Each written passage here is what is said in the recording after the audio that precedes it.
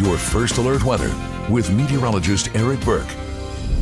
All right, we have trees down in our area too. Hopefully no one saw anything like that. Yeah, we had some bad weather the last week and Sunday. Yeah, it's been busy. Usually things start to calm down this time of year. Mother Nature obviously has other plans. On top of that, things are starting to get a lot more active out in the Atlantic Ocean. It is officially hurricane season, has been for a few weeks now, and we'll take you out to the tropics and near the equator here in a minute or so. Let's get you out the door though on this Monday morning. Severe weather threat has ended.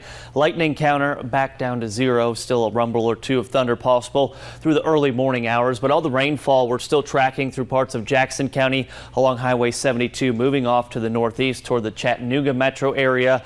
All this rain now crossing over the state line into parts of northwest Georgia. So if you're in DeKalb County from Fort Payne out to Powell there toward Henniger, you should be mainly dry. Scottsboro, Princeton, Stevenson, up there toward High Top, all the way up to Long Island. I mentioned that 72 corridor. Still some light to moderate rainfall tracking off to the north and east.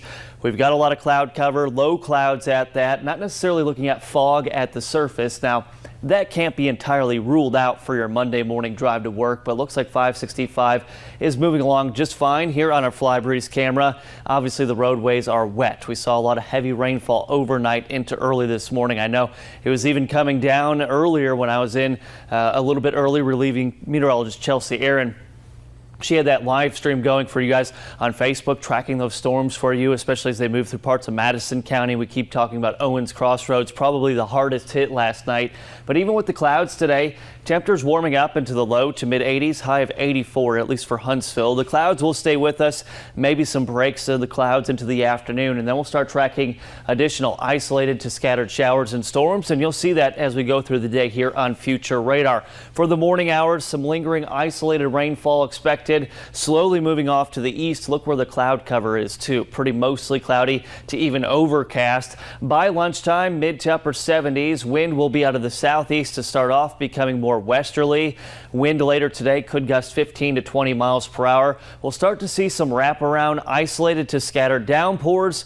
A few rumbles of thunder, maybe some gusty winds too. Overall threat for severe storms today is low, but that doesn't mean we won't see an isolated stronger storm or two with a heavy rainfall and lightning threat.